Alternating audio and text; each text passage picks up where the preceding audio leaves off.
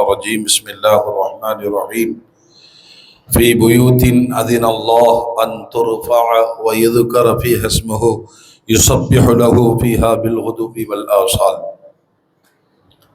وقال النبي صلى الله عليه وسلم أحب البلاد إلى الله مساجدها.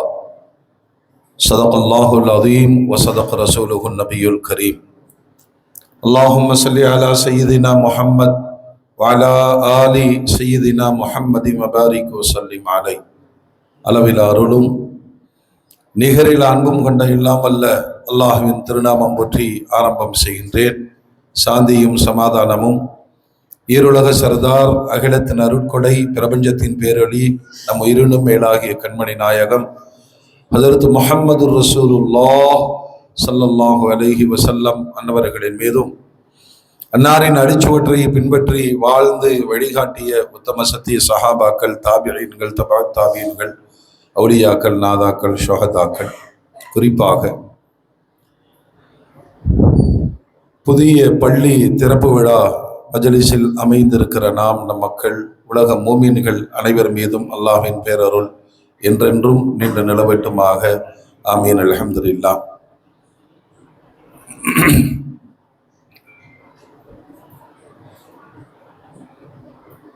ஒரு அருமையான மஜ்லிஸில் ஒன்று கூடுகிற வாய்ப்பினை அல்லாஹ் அமைத்து தந்திருக்கிறான். நம்முடைய கோவை மாநகரத்தில் நிறைய பள்ளிவாசல்கள் இருக்கிறது. அதில் சில குறிப்பிட்ட பள்ளிவாசல்களுடைய பெயர்கள் ஒரு வரலாற்றையே இந்த சமூகத்திற்கு ஞாபகப்படுத்தும். இங்கு இல்லாத பள்ளிவாசல்கள் கிடையாது. மக்கா மஸ்ஜிதுன்னு ஒன்று இருக்கு, முனவரா மஸ்ஜிதுன்னு ஒன்று இருக்கு, மதீனா மஸ்ஜித் இருக்கிறது, குபா பள்ளிவாசல் இருக்கிறது, ஹைஃப் பள்ளிவாசல் இருக்கிறது. ஏறத்தாழ புனிதமான ஹஜ்ஜினுடைய வரலாற்றை நினைவுபடுத்துகிற பெயர்களால் நிறைய மஸ்ஜிதுகள் அந்த வரலாறுகளை சுமந்திருக்கிறது. அதில் ஹஜ்ஜினுடைய பயணத்தின் பின்னால் ஹாஜிகள் பார்க்கிற துல்ஹஜ் 8ஆம் நாளிலிருந்து பிறை 13 வரை 5 நாட்கள் திறந்து வைக்கப்பட்டு ஹஜ்ஜினுடைய ஹுத்துபாவும் நிகழ்த்தப்படுகிற மஸ்ஜிதுல் ஹைஃப் நீர்நிலையில் இருந்து உயர்ந்த இடத்தில் இருக்கிறது என்று பொருள். அதற்கடுத்து அரஃபாவுடைய மைதானத்தில் நமீரா மஸ்ஜித், அதற்கடுத்து அந்த இரவில் முஸ்தலிஃபாவில் மஷ்அருல் ஹராம். இந்த 3 பள்ளிகளும் ஹஜ்ஜோடு சம்பந்தப்பட்ட பள்ளிவாசல்கள். ஹஜ் அல்லாத காலங்களில் காட்சிப்படுத்தப்படும் பள்ளிவாசல்கள். இந்த 3 மஸ்ஜிதுகளுக்கு பின்னால் நிறைய வரலாறுகள் இருந்தாலும் நபிகள் நாயகம் ஸல்லல்லாஹு அலைஹி வஸல்லம் தன்னுடைய ஹஜ்ஜை நிறைவேற்றும் பொழுது எங்கெல்லாம் தொழுகை நடத்தினார்கள், ஹுத்துபா நடத்தினார்கள், அவர்களுக்கு கூடாரம் அமைக்கப்பட்டதோ அவைகளை மஸ்ஜிதுகளாக ஆக்கப்பட்டு மஸ்ஜிதுல் ஹைஃப், மஸ்ஜிது நமீரா, மஷ்அருல் ஹராம் வரலாற்று சின்னமாக நபிகள் நாயகம் ஸல்லல்லாஹு அலைஹி வஸல்லம் அவர்களுடைய ஹஜ்ஜை இந்த சமுதாயத்திற்கு நினைவுபடுத்தக்கூடியதாக அமைந்திருக்கிறது. ஒவ்வொரு பள்ளிவாசல்லையும் சில தனி சிறப்புகள் இருக்கும்.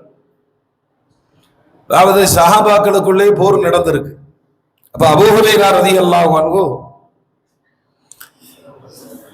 எந்த டீம்ல நிக்கிறதுன்னு தெரியாது. இங்க கொஞ்ச நேரம் இருப்பாரு, திடீர்னு எதிர்த்தளத்துல போய் அங்க சாப்பிட்டுட்டு இருப்பாரு. அப்புறம் அவரை கூப்பிட்டு ஹஸரத் அலி ரலியல்லாஹு அன்ஹு கேட்டாங்க, ஏதாவது ஒரு இடத்துல இரு, சண்டைக்கு வந்திருக்கிறோம், ஒண்ணு இங்கே இல்லைன்னு அங்க இரு. அபூ ஹுரைரா ரலியல்லாஹு அன்ஹு சொன்னாங்க, இங்க தொழுகை நல்லா இருக்கு, அங்க சாப்பாடு நல்லா இருக்கு, நான் என்ன பண்றது? ஏன்னா எல்லாமே முஸ்லிம்கள் தானே. எனக்கு தெரிந்து குடியமுத்தர் தாஜுல் இஸ்லாமில் இருக்கிற சிலர்கள் இங்க தொழுகைக்கு வருவாங்க. ஏங்க அங்க போறீங்கன்னா அமைதியா இருக்குங்க. அது இன்னைக்கு இல்லாம சமூகத்துல நிறைய பேருக்கு சுகர் பிபில ஏறிட்டு இருக்கு. ஒரு அமைதியான சூழல், நல்ல நிம்மதியாக குர்ஆன் ஓதுவதற்கும் தொழுவதற்கும் திக்ர் செய்வதற்குமான வரலாற்றை சுமந்திருக்கிற இந்த மஸ்ஜிதுல் ஹைஃப் கியாமத் நாள் வரை நின்று செழிக்கட்டும் என்ற துஆவோடு சமூகம் சார்ந்த சில விஷயங்களை நாம் கவனிக்க வேண்டிய அவசர நிலையில் இருக்கிறோம் என்பதை நினைவுபடுத்தி நான் விரைவாக முடித்து விடுவேன். ஒன்னாவது, தமிழகம் ஏறத்தாழ ஒரு 65 ஆண்டுகளுக்கு மேலாக ஒரு தனித்துவத்தோடு இங்கு ஆட்சி இருப்பதினால், அரசு சார்ந்த அரசியல் சார்ந்த விழிப்புணர்வுகள் இருப்பதினால் மத மோதல்களிலிருந்து தனித்துவமாக இந்த நாடு தப்பித்துக் கொண்டு இருக்கிறது. ஆனா உத்தரப்பிரதேசம் அப்படி கிடையாது. இந்தியாவிலேயே அதிக பாப்புலேஷன் இருக்கக்கூடிய, மக்கள் தொகை இருக்கக்கூடிய மிகப்பெரிய மாநிலம். மதரசாக்களை இடிக்கிறார்கள், மஸ்ஜிதுகளை இடிக்கிறார்கள். இது எப்படி சாத்தியப்படும்? ஒரு சட்ட ஆட்சி நடக்கிற நாட்டில், ஜனநாயக நாட்டில் இது எப்படி சாத்தியப்படும்னா இங்கதான் நம்ம கவனிக்கணும். அப்படி நினைச்ச உடனே ஒரு பள்ளிவாசல ஒரு அரசாங்கமோ ஒரு நீதிமன்றமோ இடிச்சிட முடியாது. இதுக்கு பின்னணி போய் பார்த்தா அந்த கட்டப்பட்டு இருக்கிற மஸ்ஜித் மதரசாக்களுக்கான ரிகார்டுகளை யாருமே வச்சுக்கிறது. ஒரு காலத்துல இப்ப நம்ம ஊர்லயே எடுத்துட்டீங்கன்னா திப்பு சுல்தான் கொடுத்த மானியங்கள் தான் நிறைய மஸ்ஜிதுகள், நிறைய கபிரிஸ்தான்கள். நாங்க இதுக்கு ஒரு விழிப்புணர்வு ஜமாத் உலமா சபையின் சார்பாக நடத்தி அதுல பேசி முடிச்சுட்டு வரும்போது ஒரு பெரிய ஜமாத்தினுடைய நிர்வாகி, அவரு லாயர், அவர் என்னை தனியா கூப்பிட்டாரு. மௌலானா ரொம்ப முக்கியமான விஷயத்த சொன்னீங்க, ஆனா பாருங்க எங்க பள்ளிவாசலுக்கு ஒரு பேப்பரும் இல்லைன்ட்டார். அது எங்க இருக்கு தெரியுமா? ஹார்ட் ஆஃப் சிட்டியில, நெஞ்சத்துல இருக்கு. ஏதோ ஒரு காலத்துல முன்னோர்கள் கஷ்டப்பட்டார்கள். அப்படித்தான் இந்த தேசத்திற்குள் எந்த வழிபாட்டு தலங்களும் அப்படித்தான் இருக்கும். ஆனால் இன்றைய கால சூழ்நிலையில் பீகார்ல 70 லட்சம் வாக்காளர்களை அப்புறப்படுத்தி விட்டு தேர்தல் நடத்தியதின் பின்னால் யார் ஆட்சிக்கு வருவார்கள் என்பதை தீர்மானிக்கிறது தேர்தல் கமிஷன். அது கையாளாக மத்திய அரசுக்கு வேலை செய்கிறது. நம்ம என்ன கவனிக்கிறோம்னா, மஸ்ஜிதுகளை எழுப்புறது மட்டும் வேலை அல்ல, அதை இபாதத்தை கொண்டு அலங்கரிக்க வேண்டும். எல்லாம் சிறப்பெல்லாம் சொன்னாங்க. பள்ளிவாசல் கட்டிக்கிட்டா பள்ளிவாசல் கட்டினவங்க சேர்ந்து சொர்க்கத்துக்கு போயிருவோம், அல்லாஹ் சொர்க்கத்துல மாளிகையை வச்சிருப்பா, நீ ஒரு லைட் வாங்கி கொடுத்தாலும் அது சிறப்பு, எல்லாம் கரெக்ட் தான். இந்த உருவாக்கிய பள்ளிவாசலை பாதுகாப்பது கடமை. ஒன்னாவது, அடுத்த தலைமுறையை பள்ளிவாசலுக்கு கொண்டு சேர்க்கணும். ஏகதேச பள்ளிவாசல்கள்ல முட்டி உடைந்தவர்கள் தான் பள்ளியில இருக்கிறாங்க, வேற வழி இல்லை. ஏன்னா நாற்காலி அதிகம்னு சொல்ல வர்றது. இளைஞர்கள் வரணுமா இல்லையா? இந்த இளைஞர்கள் எங்க போயிட்டாங்கன்னா, எதிர் விஷயத்தை நான் சொல்றேன். ஹஜ்ரத் பேசும்போது சொன்னாங்க, ஒரு பள்ளி வாசலுக்கு அடிக்கல் நாட்டுறோம் அப்படின்னா இது இது இன்னைக்கு இந்த ஜெனரேஷன் இதை இதெல்லாம் என்னப்பா ஒரு கிண்டல் கேலியுமாக்கிட்டாங்க. இது பெருமானார் செய்து காண்பித்த சுன்னத்து. இதையெல்லாம் யாரோ தவறாக சொல்லி சொல்லி அவங்க எல்லாம் எங்க போயிட்டாங்க தெரியுமா? சொந்த வீட்டுல 3வது மாடியில ஷெட்டு போட்டு பள்ளிவாசல். அது எப்படி பள்ளி ஆகும்னு நான் கேட்கிறேன். சொல்லுங்க, அது எப்படி பள்ளி ஆகுமா? அங்க தொழுக கூடுமான்னு சொல்லி நீங்க கேளுங்க. இதுதான் இன்னைக்கு சமூகத்துல பிரச்சனை. சின்ன சின்ன கொள்கை முரண்பாடுகள் உட்கார்ந்து பேசலாம். நம்ம கான்செப்ட் என்னன்னா, இஸ்லாம் என்பது அல்லாஹ்வுடைய ரசூல் தெளிவா சொல்லிட்டாங்க, நீங்களா சண்டை போட்டுட்டு இருக்காதீங்க, நானும் எனது சஹாபாக்களும் எதை செய்தோமோ அதுதான் மார்க்கம். இது திருப்பி சொல்லுங்க, நானும். அந்த 2வது பாயிண்ட் தான் முக்கியம். தராவி 20 ரக்காத்து யாரு நமக்கு காட்டினாங்க? உமர் ரலியல்லாஹு அன்ஹு. ரசூலுல்லாஹ் தொழுதாங்க, முறைப்படுத்தி காண்பித்தவர்கள் உமர் ரலியல்லாஹு அன்ஹு. இப்ப பெருமானார் சொல்றாங்க, நானும் எனது சஹாபாக்களும் எதையெல்லாம் செய்தோமோ அதுதான் மார்க்கம். உலகத்துல எங்க வேணாலும் இருங்க, தொழுகையின் நோக்கு திசை காபத்துல்லாஹ். ரொம்ப அழகா சொன்னாங்க, நாம டிட்டோ கரெக்டா ஹஜ்ருல் அஸ்வத் இந்திய மூலையை நோக்கித்தான் இந்திய மக்கள் தொழுகிறோம். எந்த பள்ளி கட்டினாலும் சரி ஃபர்ஸ்ட் கிபிலா பார்க்கணும். இப்ப யாருமே பார்க்கறதே இல்லை. அவங்க மிஷினை நம்பலாவும் முடியாது. கிபிலா பார்க்கறதுக்குன்னு ஒரு படிப்பு இருக்கு, ஒரு அறிவு இருக்கு, அனுபவ பெற்றவர்கள் இருக்கிறார்கள். சில பள்ளிகள்லாம் கட்டி பிடிச்சிருவாங்க, 1 மாசம் கழிச்சு போனா பாய் மாத்தி போட்டிருக்காங்க. ஏங்கன்னு சொன்னா அது சரியா கிபிலா பார்க்கல. ஒரு பெரிய ஹஜ்ரத் வந்தாரு, இந்த பள்ளியில கிபிலா சரியில்லை, தொழுக கூடாது. இமாம் ஷாஃபி ரஹ்மத்துல்லாஹி அலைஹி ஐனுல் கிபிலா டிட்டோ காபத்துல்லாவை நோக்கிய திசையில் தான் நீங்க தொழுகணும். இமாம் அபூ ஹனீஃபா ரஹ்மத்துல்லாஹி அலைஹி ஜிஹத்துல் கிப்லா, கிப்லாவுடைய திசையை நோக்கினாலே போதும், சட்டத்தை எளிமையாக்கி பரவலாக்கி தந்திருக்கிறார்கள். அப்படின்னா சாதகத்தோடு பாதகத்தையும் நாம உணரணும். ரொம்ப அழகான பள்ளிவாசல், அடிக்கடி பெயிண்டிங் செலவுல இல்ல, வந்து தொழுதா நிம்மதியா இருக்கும், எல்லாம் கரெக்ட் தான். இதை அடுத்த தலைமுறை அழகாய் கொண்டு பயணிக்கிற நல்ல இளைஞர்களை உருவாக்கணும். எல்லா பள்ளிவாசல்களுக்கும் பேப்பர்ஸ் டாக்குமெண்ட்ஸ் ரொம்ப கரெக்டா இருக்கணும். ஏன்னா நமக்கே சட்டம் தெரியும், புறம்போக்குல பள்ளிவாசல் கட்டுறது கூடாது. ரயில்வே ஸ்டேஷன்ல சில பேர் ரொம்ப தக்குவாக தொழுதுட்டு இருப்பான், கூடுமான்னு கேட்டா தொழுக கூடாது. நீ போய் ரயில் நிலைய அதிகாரியிடம் அனுமதி வாங்கணும், நான் இங்க தொழுதுக்கலாமா. ஏன்னா இது மாதிரி ஜனநாயக நாடுகள்ல எப்படி எப்படி திருப்பி பேசுகிறார்கள்னா, பாய்மார்கள் எங்க வேணாலும் தொழுகலாம், அப்ப நாங்க எங்க வேணாலும் கோயில் கட்டக்கூடாதா? இப்படி ஆர்எஸ்எஸும் பாசிச பயங்கரவாதமும் இப்படி திருப்பி கொண்டிருக்கிறது என்றால், இஸ்லாம் ஆரம்பத்தில் இருந்தே அருமையான சட்டங்களை கொண்டு வந்திருக்கிறது. பள்ளிவாசல்கள் சொந்த நிலங்களில் கட்டப்படும், அடுத்தவன் நிலங்களெல்லாம் கட்டக்கூடாது. இப்ப லேட்டஸ்டா வந்து நிறைய பேர் சட்டம் முடிச்சிருக்காங்க. என்னன்னா, வட்டி காசை நான் பள்ளிவாசல்ல கக்கூஸ் கட்ட கொடுக்குறேன், அப்படி யாரும் ஹலால் ஆக்கல, வட்டி ஹராம தான்.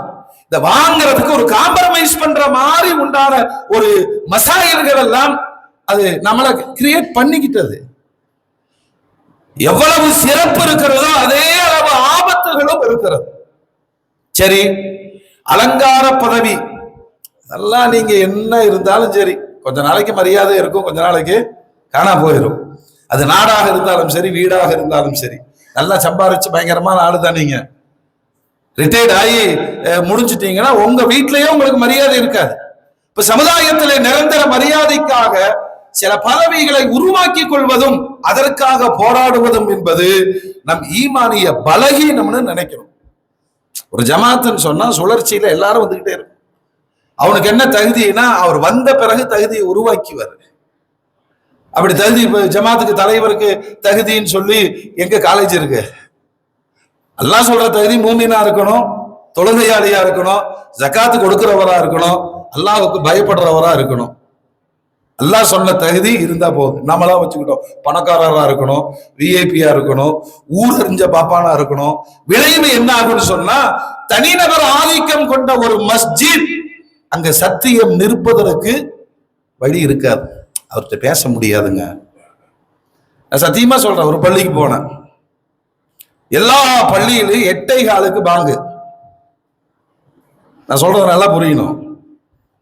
அங்க 7:50 ஜமாத்து. என்னங்க இமாம்கிட்ட கூப்பிட்டு, என்னங்க இது வக்கத்து வராம எப்படி நீங்க ஜமாத்தினோட வக்கத்தே எப்ப வருது? 8:15 வருது. இல்ல தலைவர் சொன்னாரு, அப்படித்தான் பர்மனன்ட். பேசிட்டு இருக்கும்போது தலைவர் வந்துட்டாரு. பார்த்தவன அவர் சொல்றாரு, இல்ல அஜர்த்து அதெல்லாம் இமாம்கிட்ட சொல்லிட்டா, அதெல்லாம் இல்லைங்க, யாருக்காக வேண்டியது? அல்லாஹ்வுடைய பள்ளி, அல்லாஹ்வுடைய மார்க்கம் இல்லையா? தனிநபர் ஆதிக்கம் மஸ்ஜிதுகளில் வர வேண்டும் என்ற மனநிலை அப்படி ஒரு கிரியேட்டிங் பண்ணிட்டா அது தீனில் பலகீனம், சமுதாயத்தில் பலகீனம், நிறைய கெட்டு போயிருவாங்க. அதனால மஸ்ஜிதுகளை உருவாக்குவதை விட அதை தொடர்ந்து இபாதத்துகளால் பாதுகாப்பதும் அடுத்த தலைமுறைக்கு வழிவிடுவதும் நல்ல வளர்ச்சிகளை நோக்கி நாம நின்று நம்ம உருவாக்கி இருக்கோம். அல்ஹம்துலில்லாஹ். பசங்களை எல்லாம் கூப்பிட்டு, இந்தப்பா நீங்க எல்லாம் நிர்வாகம் பண்ணுங்க அப்படின்னு வழிகாட்டினா அது எவ்வளவு நல்லா இருக்கும். உட்கார்ந்துட்டா எந்திரிக்க மாட்டாங்க. இதென்ன அரசியலா இது? விளைவு என்ன ஆகும்னு சொன்னா, துணிந்து பள்ளிவாசலில் பாவம் செய்கிற நிலை வந்துடும். ஒரு கட்டத்தில் என்ன ஆகும்னா, இமாம்கள் சத்தியம் கட்டப்பட்ட மௌனிகளாக ஆக்கப்பட்டு வெளியில பசங்க இருந்தாலாம் இமாமா இவ்வளவு அநியாயங்களை கண்டுட்டு பேசவே மாட்டேங்கிறார். இந்த விமர்சனங்கள் எல்லாம் சமூகத்தில் வருவதற்கு சில விஷயங்கள் தான் காரணம் அப்படிங்கிறதையும் இந்த இடத்தில் நாம் புரிந்து கொண்டு, நம்ம நாடு இருக்கிற சூழல், இன்னைக்கு சென்னையில பர்மிஷன் கொடுத்த பள்ளிவாசலுக்கு பர்மிஷன் ரத்து பண்ணியிருக்காங்க. நீங்க கோவை மாவட்டத்திற்கு எங்கு சுத்தினாலும் கபிரிஸ்தானுக்கு அனுமதி வாங்க முடியாது. எங்க கிளை பள்ளிவாசலுக்காக போராடி கொண்டு இருக்கிறோம். தாஜுல் இஸ்லாம் சத்யாநகர் பள்ளிவாசல்ல பள்ளி கட்டணும்னா கலெக்டர் ஆபீஸுக்கு போனா நீ அங்க போங்கிறான், அவன்கிட்ட போனா இங்க போங்கிறான். நடு ரோட்டில் அரசு புறம்போக்கில் ஆக்கிரமிப்பில் வழிபாட்டு தலங்கள் கட்டுவதற்கு இந்த நாட்டில் சுதந்திரம் இருக்கிற பொழுது சொந்தமாய் பணம் கொடுத்து பள்ளிவாசல்களை கட்ட முடியாத ஒரு ஆபத்தான நிலையில் சொந்த சமூகம் பயணிக்குது. உமர் ரலியல்லாஹு அன்ஹு விரிந்த ஆட்சியில கடிதம் எழுதுவாங்க, எந்த ஊருக்கு போனாலும் பள்ளிவாசல் கட்டுனாங்க, அது சமுதாயத்தின் பாதுகாப்புனாங்க. இதுல நம்ம சண்டையில இருக்கிற பள்ளி போகாம பாதுகாத்து கொள்ள வேண்டும். அதனால நிர்வாகங்கிறது பயப்படணும். அல்லாஹ் என்கிட்ட கேட்பானே. பெருமானார் பள்ளிக்குள்ள வந்தா, பெருமானார் இந்த சமுதாயத்தினுடைய நிரந்தர தலைவர் வந்த உடனே பள்ளியில கிடக்கிற குப்பை கூலங்களை எடுத்து வெளியில போடுவாங்க. பெருமானார் செய்ததை நாம செய்யக்கூடாதா? நம்மால் உள்ள வந்தான மோதினார், யார்கிட்ட மோதினாரை கூப்பிட்டு அந்த குப்பையை எடுத்து போடுங்கிற ஒரு மனநிலை உங்களிடம் இருக்கும் என்று சொன்னால், பெருமானாருடைய தானே எடுத்து போட்டு வழிகாட்டியாக இருக்க வேண்டும் என்ற அந்த பணிவு இல்லாமல் போனது மஸ்ஜிதுகளின் பரிதாபகரமான நிலை. அதெல்லாம் தாண்டி ஒரு பள்ளிவாசலுடைய உயிரோட்டம் என்ன தெரியுமா? பள்ளியை விட அந்த பள்ளியில் மதரசா நடத்தப்படும். அப்பதான் அடுத்த ஜெனரேஷனை உருவாக்க முடியும். குழந்தைகள் பள்ளிவாசலுக்கு வந்து போய் கொண்டிருக்க வேண்டும். சமூகத்தினுடைய எல்லா பிரச்சனைகளுக்கும் மீளிடமாக மஸ்ஜிதுகள் இருக்கும் என்று சொன்னால், இப்படி மார்க்கத்தை கொண்டு பள்ளியை பலப்படுத்த வேண்டும். சட்ட ரீதியாக ஆவணங்களை பாதுகாத்து பள்ளிவாசலை பாதுகாப்பது நமது கடமை. இம்மையிலும் பதில் சொல்ல வேண்டும், மறுமையிலும் பதில் சொல்ல வேண்டும். வல்ல ரப்புல் ஆலமீன் இந்த ஹைஃப் பள்ளியை கியாமத் நாள் வரைக்கும் அல்லாஹ் வெளிச்சமாக்கி தருவானாக. இதில் சமூகம் சார்ந்த அடுத்த தலைமுறைக்கான வழிகாட்டுதல், பொருளாதார வழிகாட்டுதல், ஒழுக்கத்திற்கான வழிகாட்டுதல், பண்பாட்டிற்கான பயிற்சி மையங்கள், ஆரோக்கியத்திற்கான மருத்துவ முகாம்கள் என்று எல்லா சேவைகளும் இங்கு நடக்கிற பெரும் வாய்ப்பை இந்த ஜமாத்தை சார்ந்த ஆதரவளிக்கக்கூடிய எல்லா மக்களுடைய மனங்களை அல்லாஹ் விசாலமாக்கி தந்து, சகோதர உணர்வோடு மார்க்கத்திற்காக நாம் இணைந்திருக்கிறோம் என்ற அந்த உண்மையான எண்ணத்தோடு இஹ்லாஸோடு இந்த மஸ்ஜிதை வழிநடத்தி செல்வதற்கு அல்லாஹ் தௌஃபீக் செய்வானாக என்று துவா செய்து, நல்ல வாய்ப்பினை நல்கிய ஜமாத் நிர்வாகிகளுக்கும் வந்து சிறப்பித்திருக்கிற அனைத்து ஜமாத்தினுடைய நிர்வாக பெருமக்கள், தாஜுல் இஸ்லாம் பள்ளியினுடைய நிர்வாகிகள் அனைவருக்கும் நன்றி கூறி நிறைவு செய்கிறேன். வாஹிரு தாவானா அல்ஹம்துலில்லாஹி ரப்பில் ஆலமீன்.